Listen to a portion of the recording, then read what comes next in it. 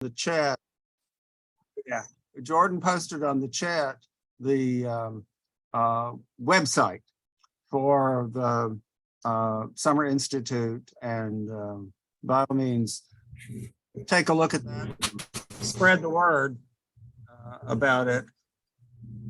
We'll have 25 college teachers here in town for boot camp, and a lot of it will be live streamed and zoomed and recorded and available. I think we're going to be able to record them. I know we're going to be live streaming. And yeah, that's the goal, is that the Andalusia Institute will be able to live stream these. We're bringing in major scholars and people around, not just Flannery O'Connor, but Southern literature in general. So so we're just a grant writing bunch of fools around here, just every day we wake up to another thing. Okay, my announcements. In the mail this week, I received a new book about Flannery O'Connor. It is called The Wit and Wisdom of Flannery O'Connor. It's by Doug Robillard, who wrote the text explain why these illustrations, how the illustrations relate to Flannery O'Connor. It's mostly a book of cartoons. I don't know if the author thinks of them as cartoons, artworks, but when they're about Flannery O'Connor, it's tempting to think of them as cartoons. It's available through Amazon, and I'm not sure how else it's available. I believe the price on Amazon that I saw the other day was $16.99. So you might want to check that out. And we couldn't figure out how to share the other images that we were talking about right before we went on. We have a tantalizing set now of images of Flannery O'Connor's face, generated and altered by artificial intelligence. So we have pictures of Flannery playing a guitar. Yeah, I used AI. Yes, Flannery O'Connor looking at an iPhone, her playing guitar, and then portraits of her supposedly in the style of Van Gogh. They don't really look like Van Gogh, but that didn't look like Van Gogh, but I like what I'm going to try to sneak some of this stuff into the next Flannery O'Connor review, because you can never have enough pages in the Flannery O'Connor review, can you? What else should I announce? Well, maybe just that next month is the life you save may be your own, and bring your friends and spread the word, and you'll be getting reminders. Okay, let's see. Ground rules. Jordan is going to play referee. If you see, just email me, and bruce.gentry@gcsu.edu. We'll talk about how you too can receive the Flannery O'Connor review. Jordan's going to play referee tonight, and whenever you want to make a comment or ask a question,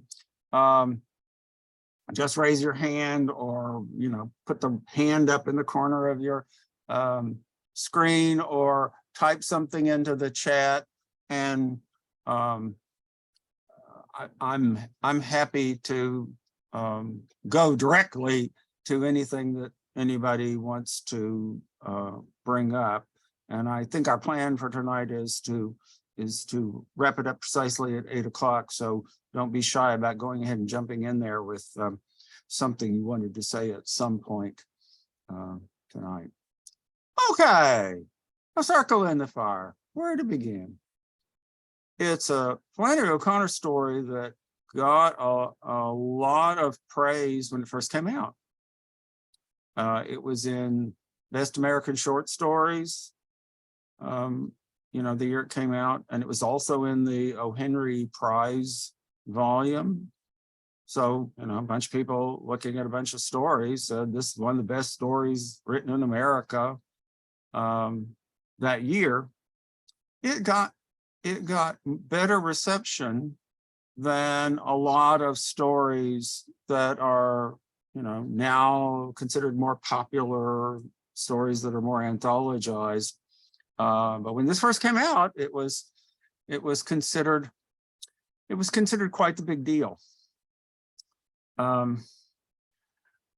I've had some people say to me that they just kind of thought that A Circle in the Fire was just Flannery O'Connor doing over again what she always does.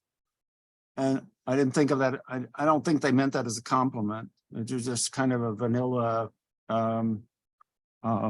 typical average Flannery O'Connor story. And I get a little defensive when I hear that kind of talk. So I quickly shift into defensive mode and try to think of ways to suggest that this story is ever so much more complicated than we'll ever understand. The major complaint I hear about this story is about its ending. Flannery's famous for slam bang endings, shocking endings. How did she ever come up with that endings that where something really important is happening, even if you don't know what.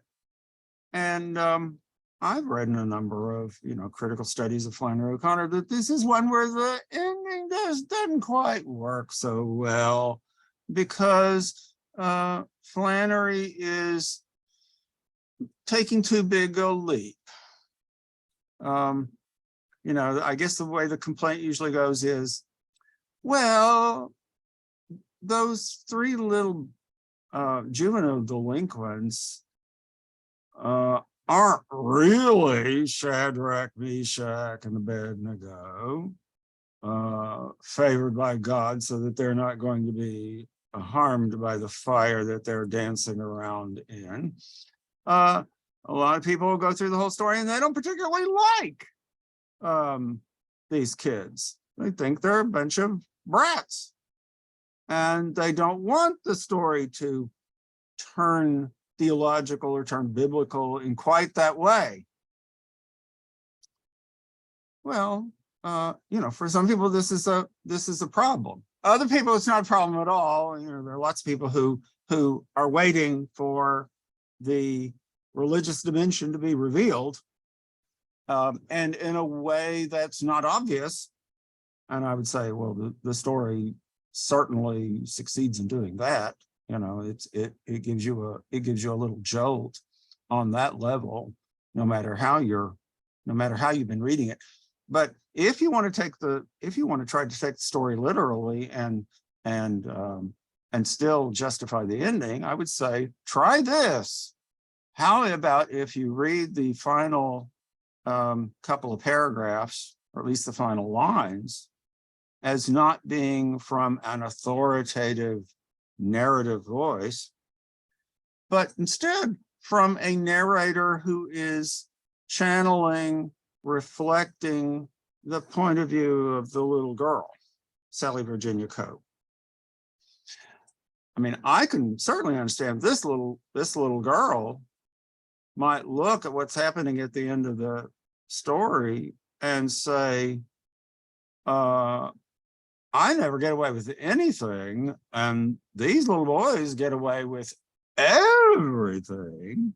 Nobody ever puts them in their places. And it's as if they were favored by God, and in a way that I'm not. And I can see that on a realistic level, that would be how she would feel. And it doesn't necessarily mean that the author is saying, oh yes, this child's opinion about these boys getting away with everything is necessarily a theological truth. Try that out if this is an ending that seems too much. And it seems to me it's much more plausible in a way that way. Now, let me just go from that thought to a related one. What's really going to happen at the end of this story, after this story ends? It's a kind of ambiguous ending. It's kind of truncated ending. We don't get the final word about a bunch of stuff. Do you really think that Flannery wrote a story in which she's imagining the Andalusia farm and she and her mother and all of their workers are going to be burned up in a fire that are set by intruders? Is it really that bad? Are the little boys really going to win? Are they really protected and safe at the end of the story? My answer to my own question is no, that's not what's going to happen. That they're going to put out the fire. And they're finally going to call the sheriff and say, get rid of these 3 creeps. And that will happen. And what will happen when the sheriff gets these 3 creeps? They will go to one of our many fine prisons here in Middle Georgia. We got lots of places to put kids like these visitors. And their lives probably will not be great. Of course, that's not what would be on the little girl's mind, because those little boys have gotten away with everything and they get to set the fire and they're having a whoop and thinking that they're having a great time. It ain't gonna last. Meanwhile, what's going to happen to the mother and daughter if they don't burn up? Well, I think my answer is maybe they understand each other a little better, that they are brought together by the threat that they have survived together. They've been through something. And so their petty squabbles that we've been witnessing all the way through most of the story maybe won't seem so important to them anymore. I don't know how far I want to push that, because that would also imply that Flannery and Regina are going to get together and be lovey-dovey, forevermore after this story is over. And I don't think Flannery would go that far, as I have now solved the problem of how to deal with my mother. I don't think she ever got over that dilemma. But, I can see this as a story that has a much happier ending for the female characters than for our 3 male delinquents. That's just one way of reading the story. One reason I trot that out is that I'm also quite accustomed to having people read this story. I'm talking about my students mostly. People read this story and say, well, this is just the most sexist story anybody ever wrote. It's saying men always beat up on women, and Flannery O'Connor thinks they should. And she's rooting for the little boys all the way through the story. And she's happy when they win by beating up on the women, putting them in their place. And, I can see how people read the story that way. I mean, that may be the majority view. I just think I can look at it another way and say, oh, the women are going to be fine. It's the little boys who are going to be in a bad way. They're going to wake up from the dream here pretty soon. And it's, they're going to realize that they were really kidding themselves. Okay, what else is real? I mean, where should I go from there? So, whether you think that the farm burns down, yeah, that's important. And it's up to you. You can, I know people who read this story and say it ends in total destruction. It's a big fire. And that can be interpreted as a really, really bad thing or a really, really good thing. If you think that this is a bad farm with bad people and it should all be destroyed to punish the major characters for their sins, well, okay, maybe. And other moments that, kind of test you and that matter to how you're going to take the whole story, I would nominate the moment where the 3 little boys show up at the farm for the first time, and Mrs. Cope gives them refreshments, and she gives them a Coca-Cola and some crackers.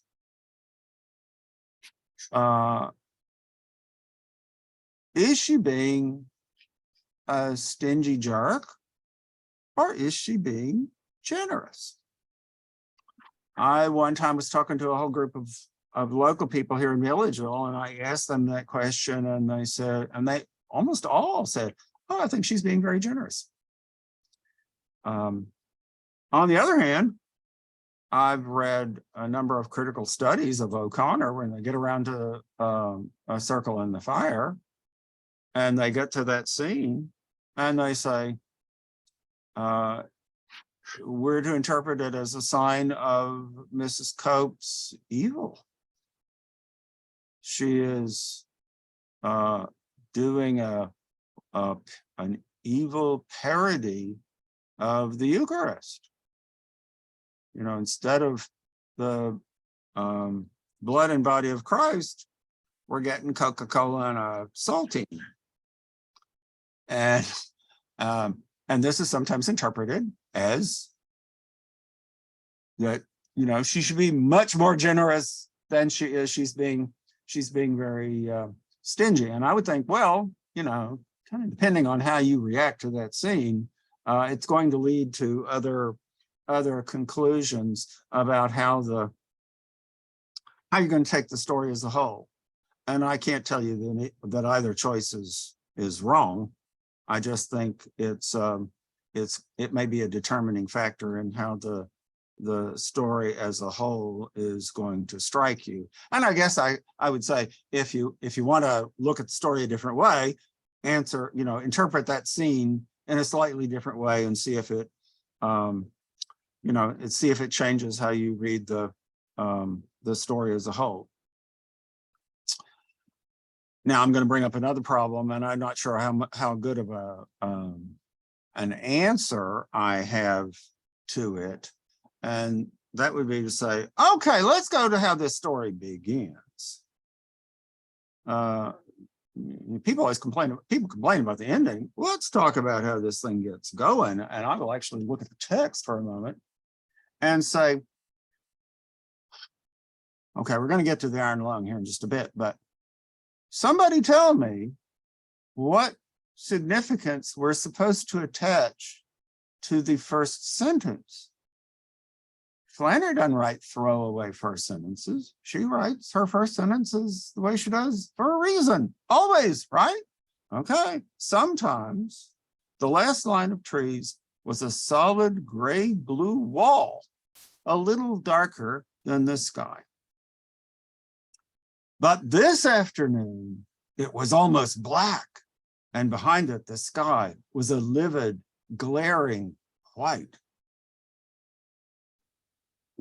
I don't know, discuss, PhD oral question. What in the world does that mean? Today is a day of stark contrasts, but it ain't always so. Sometimes you can barely tell the difference between the trees and the sky, between this wall and what's around it. As soon as I say anything about that line, I feel like I have to qualify it or take it back. I mean, it seems meaningful. If I just stop after that sentence, I say, oh, okay, a circle in the fire. What's that going to be about? First line is about a wall of trees. And I think, well, okay, wherever you are, you can imagine that the trees that surround you form a protective circle. Well, that may still be true, but it doesn't end up being the number one meaning. The circle in the fire is what happens at the end, where the little boys aren't going to be burned by their fire.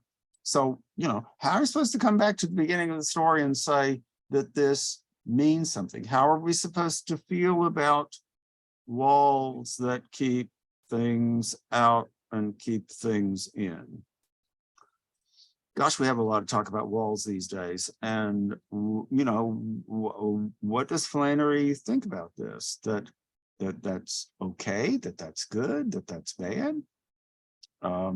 Did she think of her tree line at Andalusia Farm as kind of a wall separating her from the outside world. She was just glad of it because it wasn't going to interfere with her writing.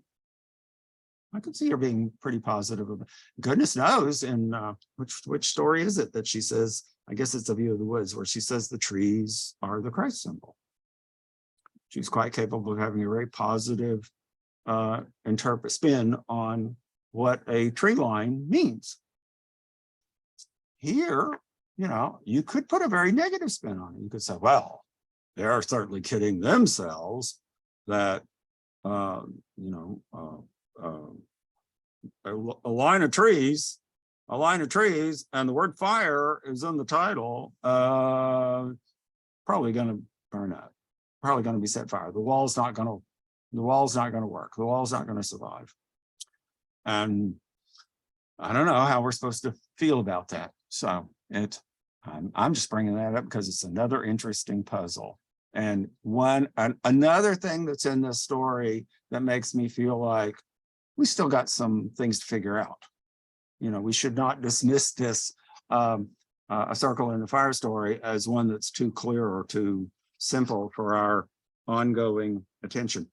And then, oh my God, Iron Lungs, several pages of Iron Lungs. Okay, so I've been to Warm Springs, you know, FDR's place out in West Georgia, where they have still on display an iron lung because people with polio would go there for treatment. It was one of many threatening things that this story, vaguely refers to or directly refers to. It's a threat.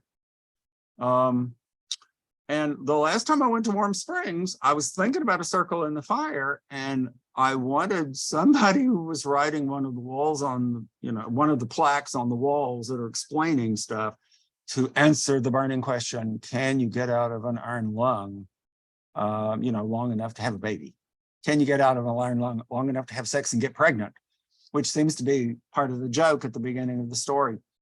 And to my amazement, you could. Lots of people apparently just went into an iron lung for a certain number of hours in the day so it could help them breathe, and then they could have lives outside of that. Well, okay, good for them. So I find myself, amazingly to me, looking at the world the same way Mrs. Pritchard does. And I think, oh, well, you go into iron lung, you're stuck there forever. How could you ever possibly escape that confinement? And well, turns out, yeah, you can. I don't know if anybody in the story knows that. It's just a way out of the little puzzle that the beginning of the story presents to us. Okay. Now let's get back to another problem that's hard to solve. Why? What does the iron lung joke at the beginning of the story have to do with anything important that happens later on? There's a dead baby and that comes out of the iron lung. The lady who's in the iron lung has a baby, and they both die. Is there supposed to be some connection between that detail and what happens at the end of the story? It doesn't seem to me that it's at all obvious that they're to connect. And it's a good joke. I like hearing about the lady in the iron lung that Miss Pritchard is fascinated by. And we're encouraged to laugh at Mrs. Pritchard for caring about stuff like that. But we also really know at the same time that Flannery O'Connor likes stuff like that. She likes grotesque jokes that make you cringe. So she's kind of admitting that she's like Mrs. Pritchard, even though she's encouraging us to disapprove of Mrs. Pritchard for what she's going on and on and on about at the beginning of the story. But to me, it remains an ongoing problem that somebody should solve someday, about why is this the perfect beginning for where this story goes. And it's like this is Flannery O'Connor. There has to be a reason. There has to be an answer. She's not going to tack something on totally arbitrarily. Or if she does, she's going to rewrite and rewrite and rewrite and rewrite until she creates a really interesting connection. And about all I can think of is that, well, this is a story about confinement versus freedom. You know, at the end, the women feel confined, even though they're, you know, it's the women who own the farm, and the boys are free. And so maybe something about the threat of polio and the idea of being confined forever in a little box, so you can breathe a little bit, is a nice starting point for that, what you call motif, that theme, that subject matter that's going to come up over and over and over. What is real freedom? What is confinement? And how do you feel? How we're supposed to feel about being confined or being free, and when are we really free, and so on and so forth. And so I, you know, kind of make the beginning of the story like the end of the story, but I think, well, there's probably more to it than that. Bruce, Teresa's got her hand up. Oh, okay. Yes, go ahead. I have unmuted myself. Good evening, everyone. I have only read this story once, and I do believe that I read it superficially. So here's my superficial comment. I felt that when the story came, you know, when the story first started, Mrs. Pritchard would complain about something and Mrs. Cope would say, oh, we should be so thankful, we should be so grateful.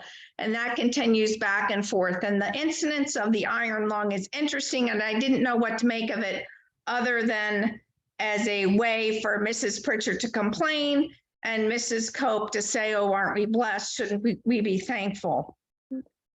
But Well, as the story goes on, it's Mrs. Cope, of course, who gets that moment of grace, who gets the who gets the smackdown that she, you know, maybe should see things in a little bit more illuminating way other than, oh, the pat, let's be grateful, let's be thankful, I pray to God every day, and so on.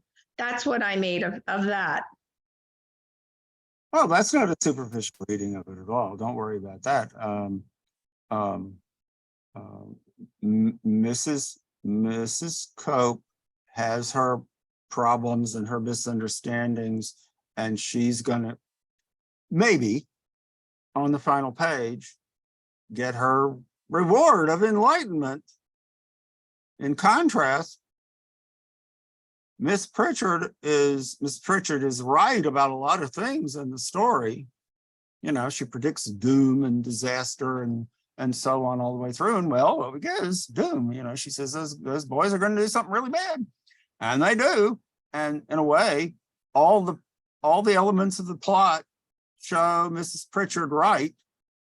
But then at the end of the story, she's kind of not there anymore.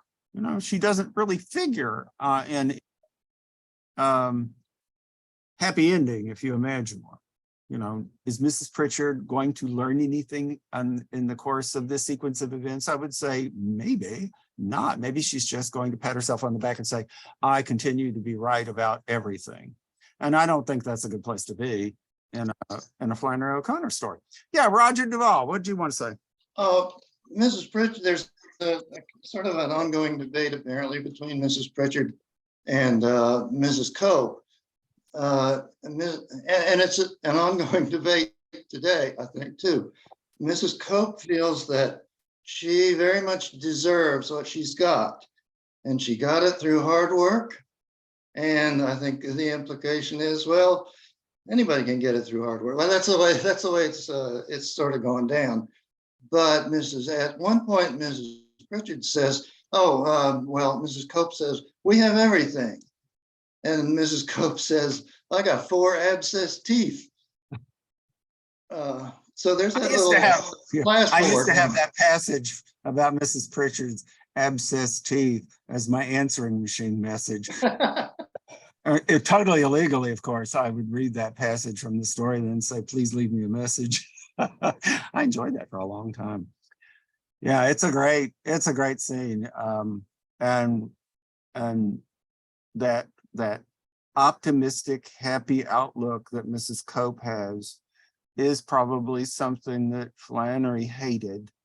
And so she'll let somebody like Mrs. Pritchard have a snappy comeback that I think has to, you know, win that passage that we say, oh yeah, good for Mrs. Pritchard, not good for Mrs. Cope at that moment. Now I have to mention at some point, but lest I forget, it was pointed out to me not that long ago, actually, that a bit of the name symbolism in this story. I'm so used to having students write on their responses to this story that Mrs. Cope is called Mrs. Cope because she thinks she can cope and she can't cope. The end. And well, okay, that's true. But somebody pointed out to me recently that a cope is a piece of clothing worn by a priest. Well, in that case, unless she put the whole, you know, she chose the name to set up the scene where she's offering the Coca-Cola and the cracker as the Eucharist. If it's not just for that, if it's not totally ironic, then it seems to me that maybe the name Cope is asking us to take Mrs. Cope a little more seriously than we might be inclined to do. You know, give her a second chance. You know, maybe there's something positive. Let's just leave it that vague. Maybe there's something good about her that we didn't catch on to. Redeeming. Use the word, how about the word redeeming? Okay. Yeah. You know, I'm prepared to say that this ending has a more ambiguous moment of grace passage at the end than some stories.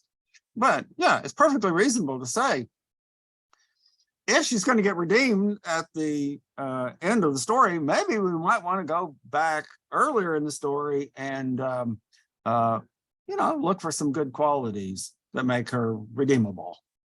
You know, that's just, you know, again, one option of how to read things. I know there are plenty of people who like to read Flannery O'Connor stories and say the more evil and dislikable a character is, the more fun it is to see the lightning bolt of grace hit them on the final page, with or without their awareness that this is what's happening to them. And you know, if you can be charmed by that, this story has, you know, some ambiguities at the end that can be quite interesting and tantalizing. You know, occurred to me earlier today that maybe I should have assigned this story alongside this. I've never done this. Assigned the story alongside maybe Revelation or alongside the story Greenleaf, where there's a lot of talk about apocalypse and you know, the world burning up and violent change, things coming out of the earth to attack us. And well, maybe this is an early version of where O'Connor was going to go in a few years, a more ambiguous, open-minded version of what she would do later. Yes, Roger, you have your hand up. Yeah, yeah, I'm glad you mentioned that. You were saying earlier about some people say this is just Flannery O'Connor doing what she always does. I'm wondering if one of the importance of this story, this is pretty early in her career. Mm-hmm. So she hasn't been doing a lot of this, but so much of what's in this story comes up later. The 12-year-old girl is like the girl in the Temple of the Holy Ghost. Mrs. Cope, as you said, is like Mrs. May in Greenleaf. The Powell boy is a prototype for Rufus, and the lame shall enter first. And that line of trees you mentioned, that has interested me throughout the stories. It's obviously really important in this story. and some others. So instead of being just another story, maybe it's the first one where she picked up on a lot of this stuff. A lot of previews of coming attractions Yeah. into the same story, and then she would kind of dwell on one part of it at greater length later. I can see it that way, and maybe that's so it might be that this is a good story to use to introduce people to Flannery O'Connor. You want to see what kind of story she writes, and here's a bunch of things going on at the same time in this story. And if you get interested in one part of it, well, then you should go read story X, where she built a whole story around that sort of problem or scenario or image pattern or plot structure. Yeah, okay. I mean, this is it feels funny, but I do it all the time, defending Flannery O'Connor like she needs it. But I've got the voice in my head of various naysayers, and I shift into defense mode pretty easily. Okay, where else shall we go?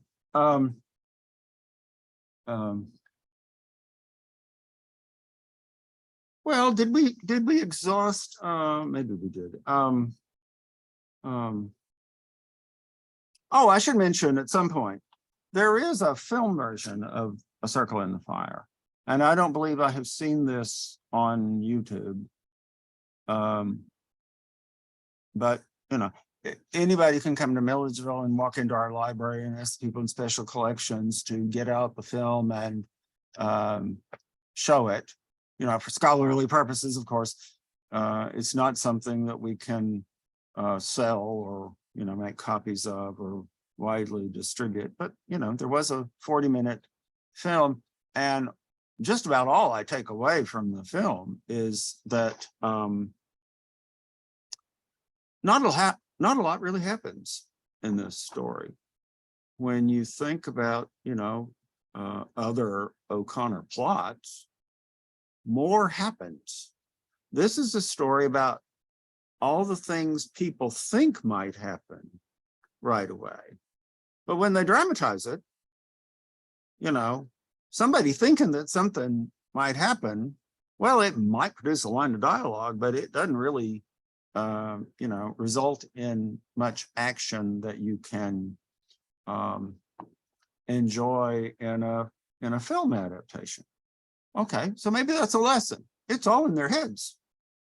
This is a story about people who have, need to be given credit for vivid imaginations about what they think as they contemplate a fairly average farm in middle Georgia. The characters don't know that this is Andalusia, an incredibly important site for Western civilization. They just think it's a farm that they happen to be standing in the middle of, and they make it more important than maybe it literally is. Of course, now one kind of shocking aspect of the visuals is that we do have a nude scene in this story, and it might be important. I forget the name of the guy who wrote a letter to Flannery O'Connor, and he said, every story you write has some sexual threat in it. And Flannery wrote back to him and said, well, I never thought about that, but I guess you're right, that something's always about to happen. How could she not know that? How could she be writing these stories and not know that? And then just suddenly say, oh, well, I guess I wrote something I didn't realize I was writing. Well, anyway, I think that it's kind of there. Now, the sexual threat never happens. I mean, nothing ever comes of it. It has all this potential. This little girl is in drag, and she goes out into the forest and watches all these little boys who are right there. And yeah, I can imagine this could turn really ugly if they noticed she was there. If they saw her and, you know, when they're in the mood to do some pranks, it could have turned bad, but it doesn't. And instead, one of my favorite lines comes out of that passage. And I mean, I like contemplating this line, especially when I'm thinking about taking very seriously at the end of the story that we're all supposed to be following the point of view of Sally Virginia Cope. Hey, Okay. Bruce, Roger had his hand up. Okay, all right, I'll get back to you just a minute. Let me go ahead and read this line. When she's watching these boys, she comes up with the following line. This is the bottom of page 191 in the Complete Stories. It's the little girl suddenly looking at things from the point of view of one of the boys. The trees, which we know are important symbols, the trees must have looked like green waterfalls through his wet glasses. I mean, to me, this is a mini epiphany. This is a mini moment of grace. I would say, wow, that's really impressive to me about this little girl, that she wants and can imagine in a kind of beautiful sentence what things look like to this little boy that we're sitting here worrying is a threat to her. Okay. End of comment. Hey, I praised a sentence as well written. Okay, Roger, what were you going to say? Unmute yourself. You raised a question earlier that I've been asking myself for as long as I've been reading Flannery O'Connor, and I wonder if you could expand on it a little bit. And that has to do with this line of trees. Now, as I see it, the line of trees is usually surrounds the farm, where usually the woman who's in control, and she's in control. As long as it's inside that line of trees, she's pretty well in control. When she ventures out or when things come in, bad things can happen. The part that puzzles me is that the sun and the sky seem to have some sort of role in that set of symbols. And I don't know what it is. Do you? Well, that's way too complicated for me. I would say one of the things that penetrates the safety of the character's world is the sun. And, you know, it's not hard to make that religious, that God doesn't want her to have her little safe place that she controls. Better, it should be invaded, and we'll, you know, Flannery or God or something will send the sun to fix that problem for her and relieve her of that illusion right away. And, you know, I don't know how significant this is. When I go out to Andalusia and I'm looking at a sunset, I'm usually seeing, you know, the sun filtered through pine trees. You can still see the sun, and it can still be too bright to look at. And the trees do not keep it out. I guess that would be the brilliant comment I have to make about that. And oh, by the way, think about this too.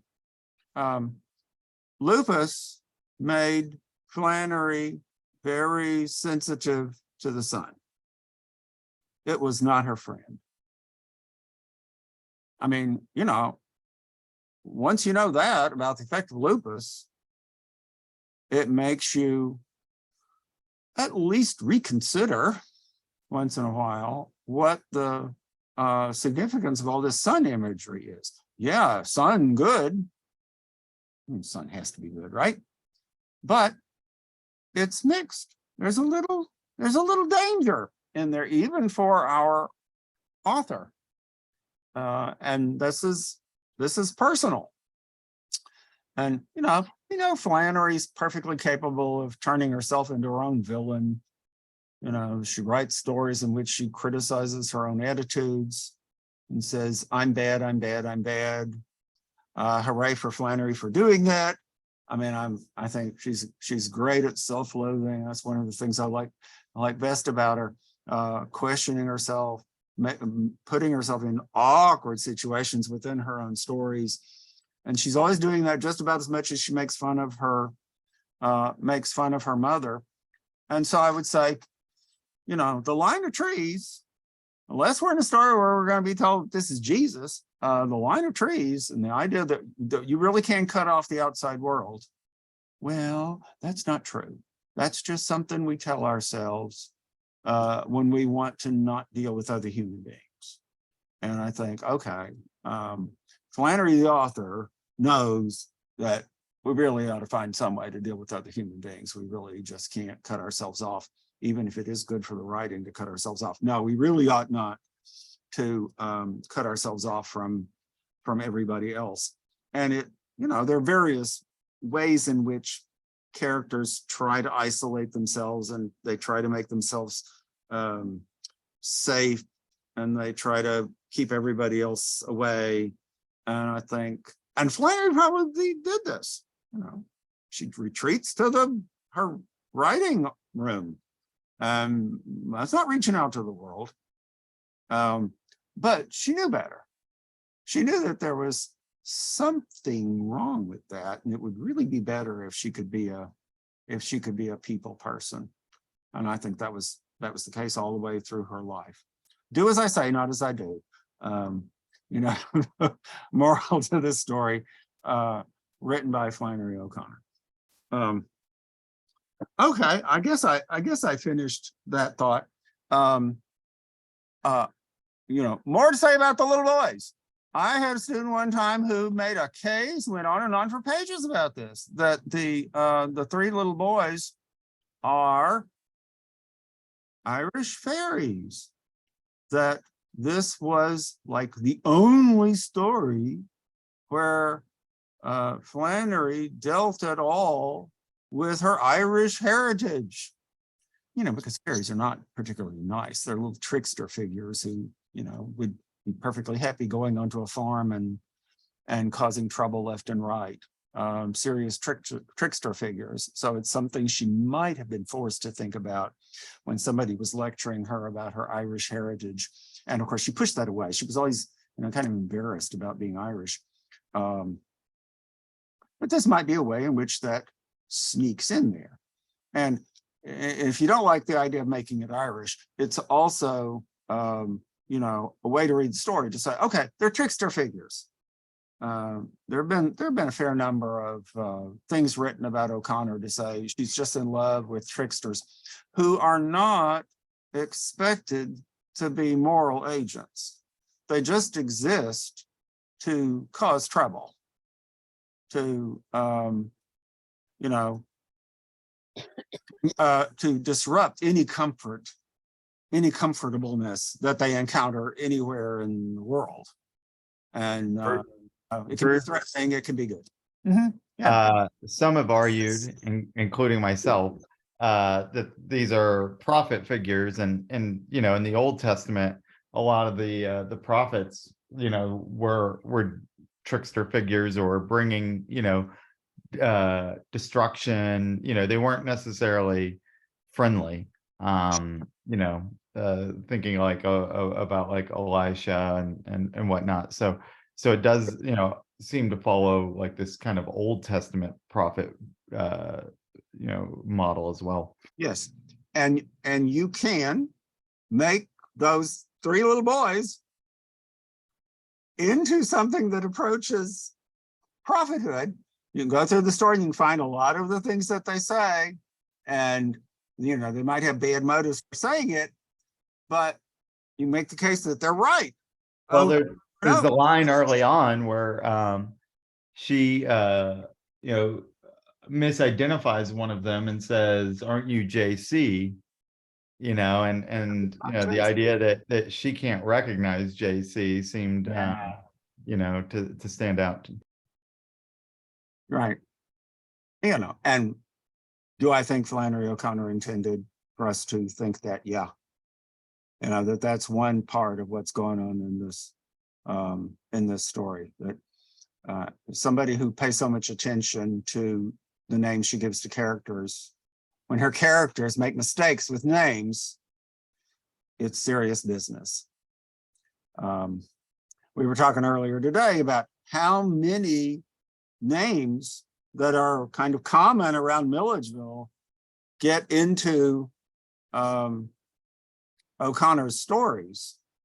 And she wants people to get a little, you know, one possible audience to get a little thrill, saying, oh, she's writing about us. She's writing about right here. This is not some fanciful thing. This is about people just like us right here where she's living, doing things that we can easily imagine people doing. You know, it's intended to be taken as a really realistic story. Okay, I see another question. Yes. Blue. Hi there. Yeah, I just was gonna, I didn't have a chance to look this up again today, but a note in my book that I made at an early reading of this story, at the bottom of page 193 in the complete stories, I wrote Daniel and the three Hebrew children about the little boys. Mm-hmm. As they're dancing around the fiery furnace. Yeah, right. So I'm just throwing that out. Yeah. Shadrach, Meshach, and Abednego Yeah. is Right. you know, it's the one that gets talked about. Is a lot. that, those are the three little children? Yeah, So, that's yeah, his the talk. three Okay. prophets that are Well, locked that in. makes Mrs. Copen to Okay, King so never Nebuchadnezzar. mind. That makes Mrs. Copen to King Nebuchadnezzar, asks them to bow down to her false gods of, you know, running a hermitage. Okay. And they refuse to bow down to those false. I had a student one time who came into Flannery O'Connor class and he said, I want to be an agrarian. I love farm life and I'm sure that Flannery's on my side. And then he read the stories. And he actually broke down in tears in class one night. He said, Flannery doesn't like farms. She thinks agriculture is evil. And I said, well, no, she doesn't really think it's evil. She couldn't have written these stories if Mama hadn't been running this farm. But, you know, she does raise questions about how hard it is to engage in the agricultural practices in modern capitalism in the middle 20th century, and how to reconcile that with religious principles. And it looks pretty difficult. But, you know, her whole life depends upon this, you know, that compromise.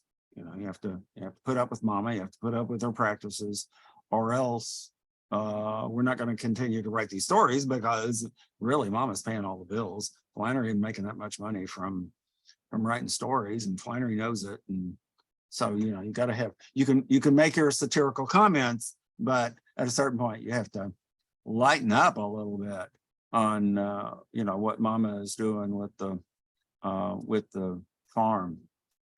Well, looks like we've got 3 minutes. Yeah, what else is So going on? let's see what else people have to say, or other questions. Going once, going twice. Okay, I will throw in this last thought. Okay.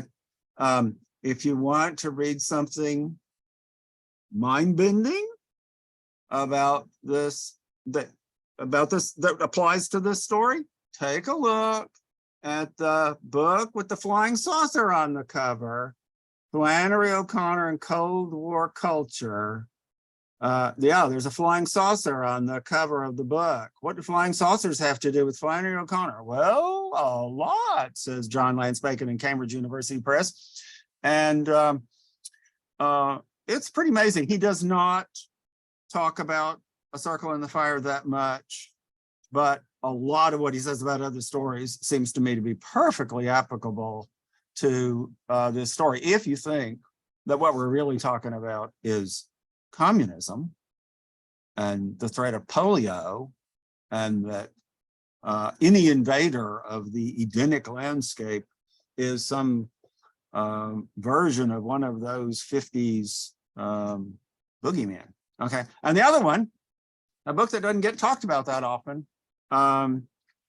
Cynthia Seal's book, Ritual Performance in the Fiction of Flannery O'Connor. She's got a 60-page chapter about A Circle in the Fire. What does she say the story is about? Oh, of course, it's about mythology. It's the myth, it's about the myth of Persephone and Demeter. Sally Virginia is really Persephone, and her mother is really Demeter, the goddess of agriculture. And that story about how they remain very close, but something rises up out of the earth to attack Persephone, and then mother and daughter have to figure out how to survive and deal with this threat. You know, man, that's the threat from the underworld, godly threats. That's what the story is really about. Oh my God. And, you know, it's a very complicated myth, and Cynthia Seal follows all the possibilities out there. She makes Mrs. Pritchard into Hecate, which I think is charming, to make Mrs. Pritchard into a mythological goddess. To me, that's the icing on the cake. And believe it or not, she has an answer for why that little dead baby at the beginning of the story that comes out of the iron lung belongs in the story. And he does have something to do with the little boys. I have a hard time following all the complications of this argument, but I think Cynthia Seal finishes with this story and says, I get it. I understand why this story is put together the way it is. And so, you know, we know Flannery thought about mythology, and maybe mythology is in some stories where it's not so readily apparent. I read the story a whole bunch of times, and mythology never crossed my mind. And maybe that's my lack. You know, maybe Flannery is thinking about it a lot. We know she was looking at, you know, books of mythology when she was a child. And so it had to come out somewhere, right? Because everything that goes into the blender is eventually going to show up in a short story. Okay, well, that's all the enlightenment I can stand for tonight. I hope you'll all get invited back regularly for February and March and April, and next month is The Life You Save May Be Your Own, and we'll have big fun and more news. Good thing. We'll send out those AI Flannery O'Connor images as well, if anyone's interested. Okay, thank you all Thanks a lot. so much. All right, bye-bye.